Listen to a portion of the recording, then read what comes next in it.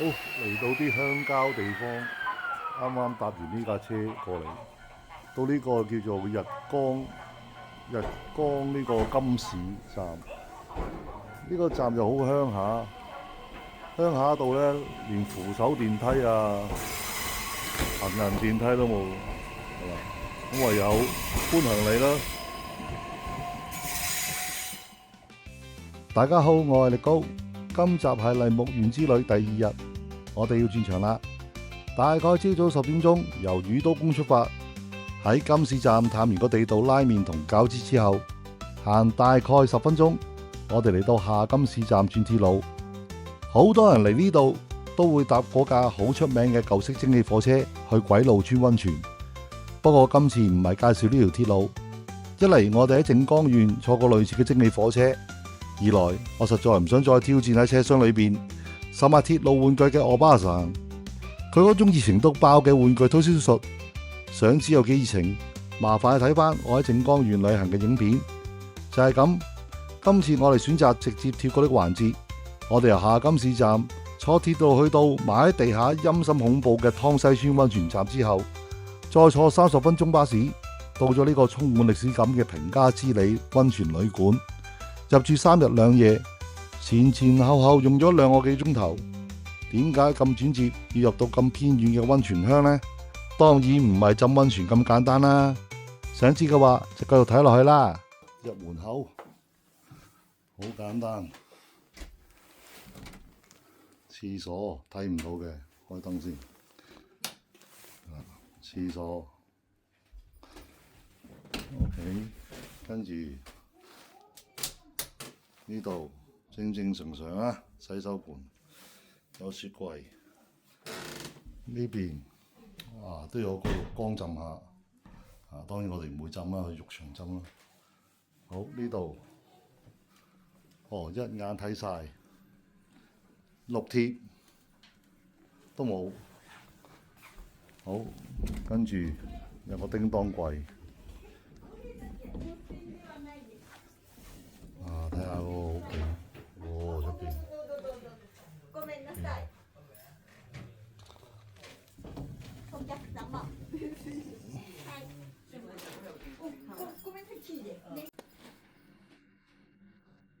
跟住就台啦，電視機係啦，跟住夾萬，跟住有浴衣，呢個櫃啦，一睇就知已經上咗年紀，係咁多啦。呢個房間嘅 room tour，我一陣同佢講咯。thank you， 哇，好靚喎！我上啦 ，OK， 哇，無端燒喎，真係好靚喎！呢個咩嚟㗎？哇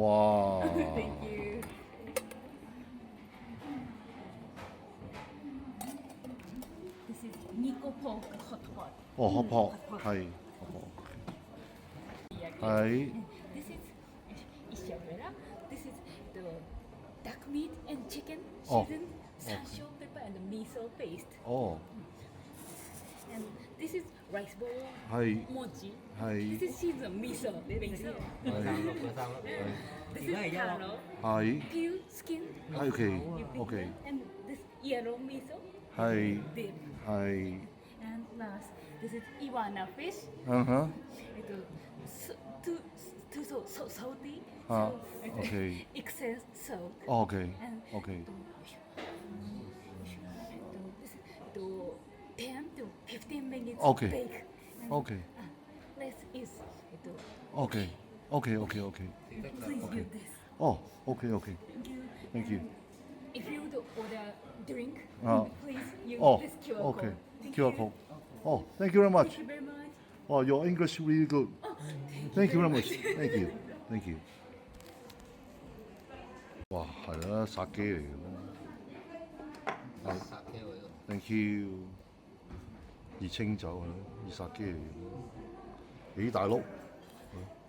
整埋個飯啦、渣仔啦，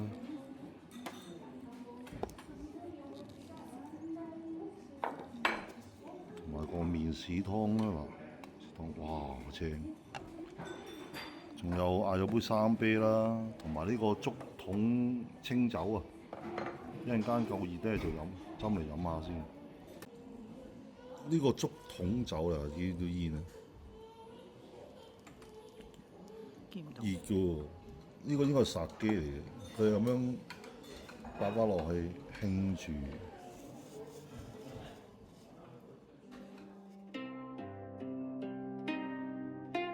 食飽飯之後就嚟到戲肉啦，喺度要補充一下，每年大概1月底至到3月初呢個期間，湯西村溫泉都會舉辦一個叫雪凍祭。點解呢個山卡拉地方有咁靚嘅雪凍祭呢？其實呢度叫平家之里，背後係有一段辛酸嘅歷史嘅。喺未講古仔之前，送個冷知識俾大家。我諗大家都聽過，日本每年年尾都有紅白歌唱大賽。點解係紅白呢？其實紅色係代表平家，白色係代表源氏。喺12世紀呢場震撼日本嘅歷史大戰中，標誌住貴族同武士之間嘅權力爭奪。呢場仗足足打咗6年，最後喺彈之浦海戰，平家一敗塗地。當時劫後餘生嘅平家族人為咗避開敵人追殺，就逃亡入嚟呢個深山隱居。因為驚俾人發現，佢哋連煮飯生火都唔敢，驚有煙出會暴露行蹤，生活過得非常隱蔽同埋艱苦。但係呢度嘅冬天真係好凍，雪好厚。後來佢哋開始起雪洞，為咗喺嚴寒中揾到少少溫暖同光芒。對佢哋嚟講，喺雪洞入邊圍爐取暖，唔單止係生活，更加係一種守護家庭同埋祈求平安嘅象徵。到咗今日，呢個傳統就演變成1年1度嘅大祭典。而家喺畫面見到嘅就係平家之里嘅主會場。大家唔好睇少一個個嘅雪洞，佢哋全部都係當地義工，每年冒住風雪親手堆砌出嚟。到咗夜晚點燈之後，一眼望過去就好似童話故事嘅場景咁，非常夢幻。除咗雪洞之外，呢度最搶眼嘅就係呢啲茅葺屋根。大家睇下屋頂斜成咁，其實係有原因嘅。因為呢個冬季嘅雪真係太厚兼好重，如果個屋頂唔夠斜，間屋隨時會被大雪砸冧。呢度每一間茅屋都係歷史，入邊展示咗平家人避世隱居嘅點滴。行入去真係好似穿梭時空，翻到800年前佢哋嘅生活環境咁。場會除咗呢啲展示之外，仲可以預約呢啲巨型雪洞，喺入邊食翻餐熱辣辣嘅日式火鍋。出邊負幾度，入邊熱辣辣，呢種冰火感受，你有冇興趣試下呢？好啦，我都係唔講咁多住，等你哋感受一下現場氣氛啦。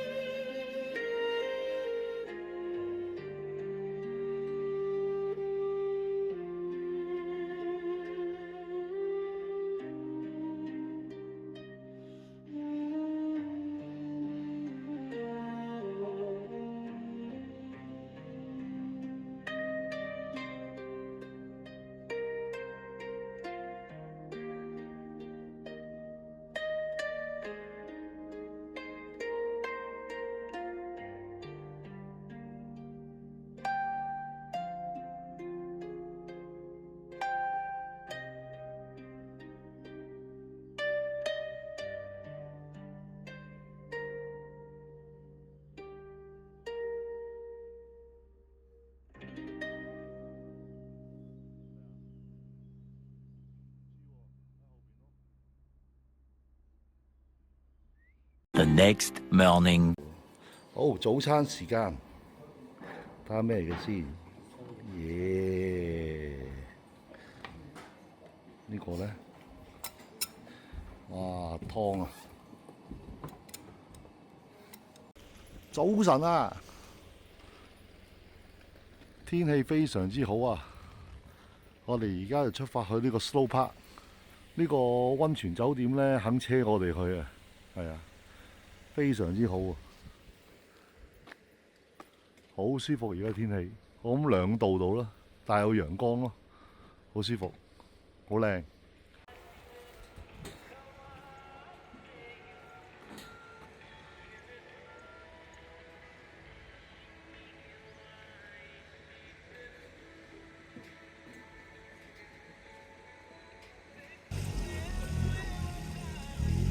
我要坐埋2個一齊喎。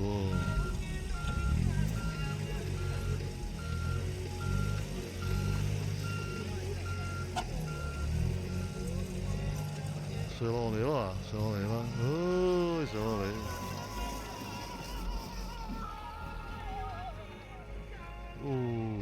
上咗嚟。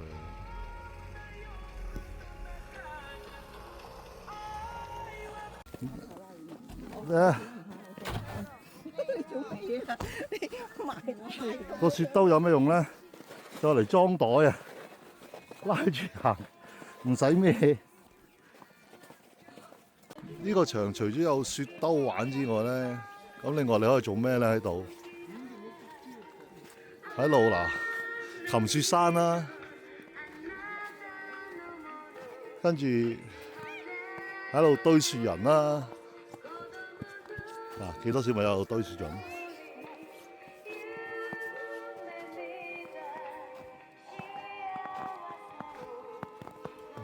呢棵唔係櫻花，唔係呢棵係咩？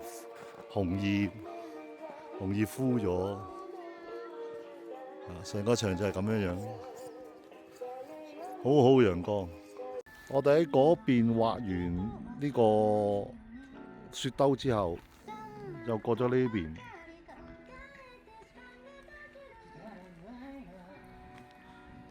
呢一度咧，裏邊浸溫泉，嗰張飛包埋啊，好抵玩啊！1200 yen 又可以滑雪兜，跟住咧又可以浸溫泉。呢個溫泉都唔少料，啲水好滑，值得推介呢個係，同埋好靚啲環境啊，非常之靚，正。咁啊，坐咗2個站啦，咁我翻嚟呢個溫泉街啦。我哋而家行溫泉街，行啦，變咗型嘅 Hello Kitty。唉，叫咗你冇咁多㗎啦，又冧咗啦。想點啊而家？抬你又抬唔起，我瞓咗喺度曬太陽。你想點啊你？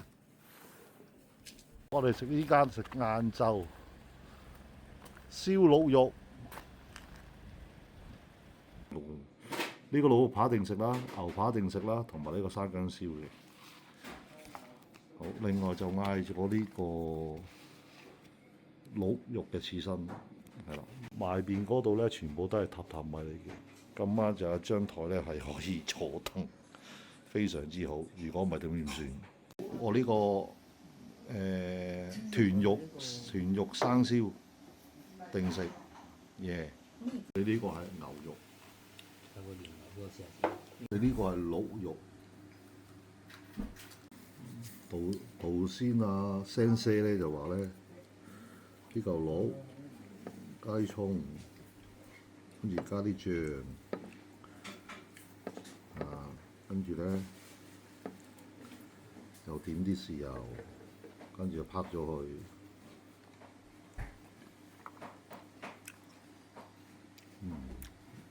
好亂喎！喂，愛士蔬，好，我哋過呢條湯西村橋，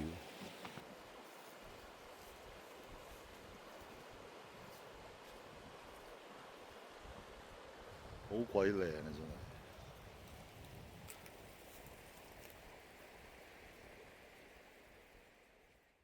行完溫泉街，我哋就返咗旅館。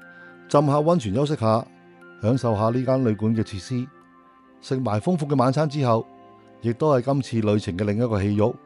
由主會場行多大約500米，就會嚟到呢個澤口河會場。呢個平時係條平靜嘅河床，但係每逢5、6日夜晚，呢度就變身成為大家眼前呢個畫面。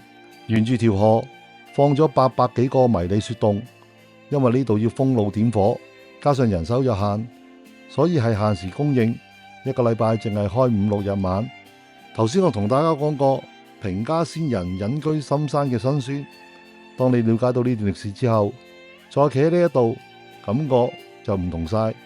眼前呢800幾盞微弱嘅燭光，就好似講緊800幾年前平家後人一代傳一代，每一個守護家庭嘅故事。呢一個負幾度嘅夜晚，雖然現場遊客好多，但係大家都好似有份默契咁，盡量保持安靜，望住眼前呢片畫面，有一種心酸嘅感覺，同時又覺得好平靜、好溫暖。或者係因為我手上嘅設備唔能夠將眼前呢份震撼好真實咁呈現俾大家睇，但係唔緊要啊，我會好好記住呢一刻。不如你又感受下。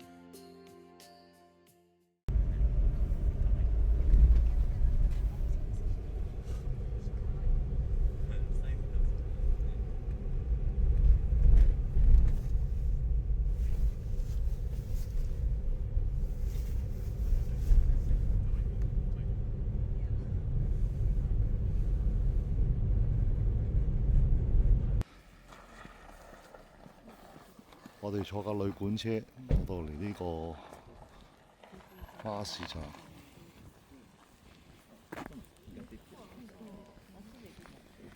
到呢個巴士站，咁呢個係嗰個時間表。咁呢個巴士站呢，就係呢個平家之里出邊。